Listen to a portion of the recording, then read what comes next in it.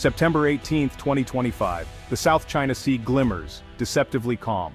The USS Theodore Roosevelt, a Nimitz-class carrier, cuts through the waves, its decks bristling with fighter jets, its crew alert. This was supposed to be a routine freedom of navigation operation. But today, routine is a memory. On the horizon, 6 Chinese warships appear. Gray hulls, red flags, 5 golden stars. They're not passing by. They're forming a circle. The American carrier group is surrounded. The message, a direct challenge. Tension thickens on the Roosevelt's bridge.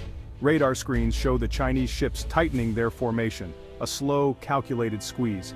Each vessel is bristling with missiles and sensors. This is no accident, it's a planned interception. Beijing's intent is clear, these waters are theirs. The Americans are intruders in what China calls its backyard. Both navies lock eyes, electronic and human, waiting for the first move. The world hasn't noticed yet, but for those on board, the world has shrunk to this patch of ocean. Every command, every maneuver could tip the balance. A single miscalculation could ignite a conflict. These ships are more than steel. They're symbols of 2 global powers, 2 visions for the future. Now they're locked in a dangerous standoff. The deep waters below are indifferent, but above, the showdown has begun. The Roosevelt's captain scans the horizon, weighing every option. The Chinese formation tightens, daring a response. The air is electric with anticipation. The fate of peace in the Pacific hangs in the balance. The first move could change everything. The circle is closed. The South China Sea is more than water, it's a lifeline. China claims nearly all of it, marked by the infamous 9-dash line. This claim overlaps with Vietnam, the Philippines, Malaysia, and Brunei. For Beijing, control means security and access to vital shipping lanes. Over a third of global trade passes through here, trillions in commerce. The US Navy's mission? Keep these lanes open for all. Freedom of navigation is the principle at stake. When the Roosevelt sails here, it's a message. These are international waters. China disagrees. The tension is fundamental. Beneath the waves, oil and gas reserves add fuel to the fire. China's artificial islands, bristling with runways and missiles, reinforce its claims. The US and allies call this a violation of international law. An international tribunal ruled against China in 2016. Beijing ignored it. The standoff is about more than ships. It's a struggle for influence in the Indo-Pacific. This region is the new center of global power. The Roosevelt's encounter with the Chinese fleet is a chess match on water. Each move is calculated, each risk immense. The world's eyes are turning to this flashpoint.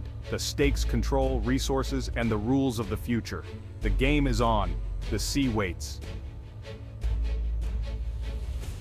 The encirclement begins in silence. No shots, no alarms, just movement.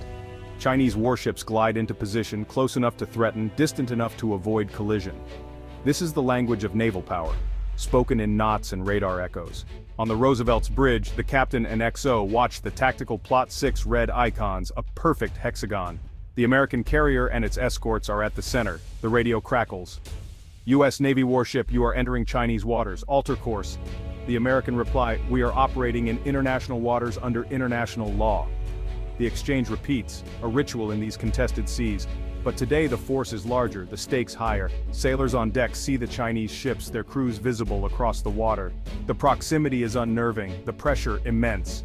Both sides study each other, searching for weakness. The sun climbs, heat and tension rising. Commanders in Washington and Beijing watch the same screens, feel the same knot in their stomachs. The fate of peace may rest on a single decision.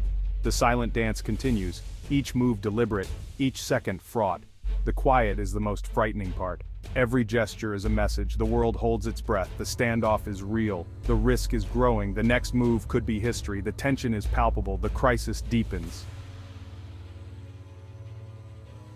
The USS Theodore Roosevelt is more than a ship, it's a floating fortress. Over 1,000 feet long, its flight deck launches 70 aircraft.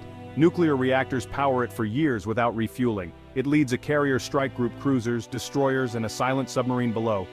The Aegis system links them all, tracking hundreds of targets. This formation dominates sea, air, and the depths. But today, that dominance is tested. The Chinese warships are undeterred, matching power with power. The Roosevelt's mission, uphold international order, reassure allies, show resolve. The captain bears the weight of 5,000 lives, and America's credibility. He must balance strength with restraint. Every decision under a microscope. Years of training come down to this moment. No simulation can match the pressure of a real standoff. The crew looks to their captain. The world looks to the Roosevelt. The stakes are enormous. The margin for error is razor thin. The test of leadership is now. The 6 Chinese warships are no accident. They're a modern wolf pack. 2 Type 055 destroyers lead, bristling with missiles and sensors. They're the queens on this chessboard. Type 052D destroyers and 054A frigates round out the force. Air defense, anti-submarine, surface warfare. Together they form a balanced, lethal team. Their mission: challenge the US carrier, create a no-go zone. This is the result of decades of Chinese investment. The plan is now the world's largest navy by ship count. It operates confidently, far from home. The strategy: anti-access/area denial, make it too risky for adversaries to approach. Land-based missiles like the DF-21D carrier killer back up the fleet. The visible threat is at sea, the invisible one deep inland. China is showing it can meet the US Navy on its own terms. The chess match is underway. Hours pass. The standoff becomes a dance of nerves. The Roosevelt holds course. Turning away would mean retreat. The escorts shift, shielding the carrier from threats. Radar beams sweep, targeting Chinese ships. The Chinese respond with their own maneuvers, weaving and shifting. 2 destroyers cross the Roosevelt's bow, a provocative move. The American captain holds steady, calling their bluff. The destroyers turn away, a test of will. Above, an E-2 Hawkeye launches, extending the carrier's eyes. Chinese fighters likely scramble in response. Every move is a message: we belong here. This is our sea. The ballet of steel is a contest of professionalism and nerve. Each side pushes boundaries, testing rules of engagement. The danger: a single misstep could spark disaster. Communication is through action, not words. The tension is electric. The world watches, anxious.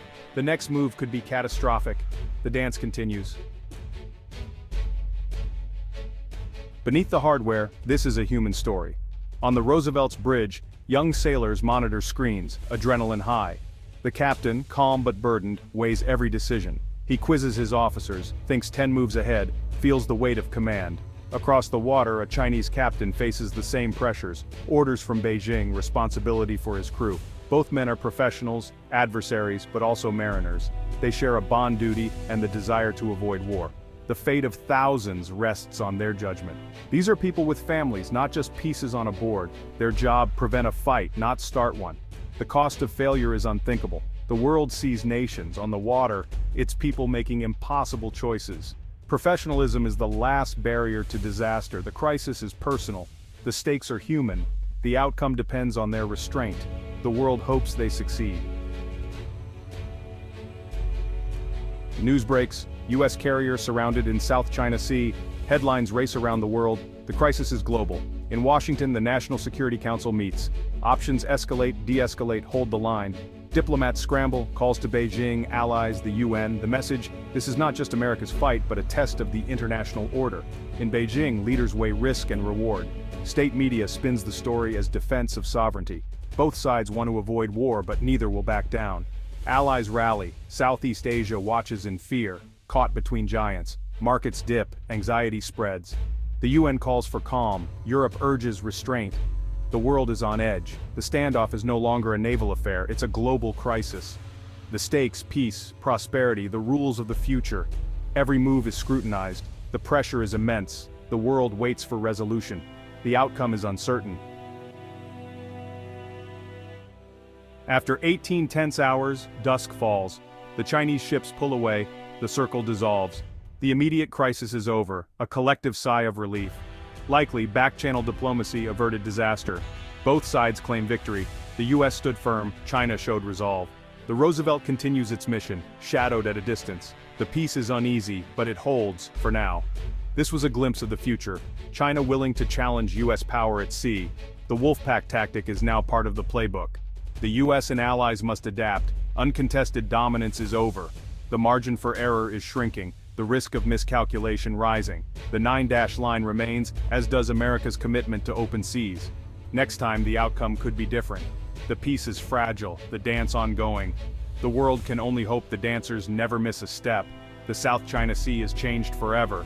The giants will meet again.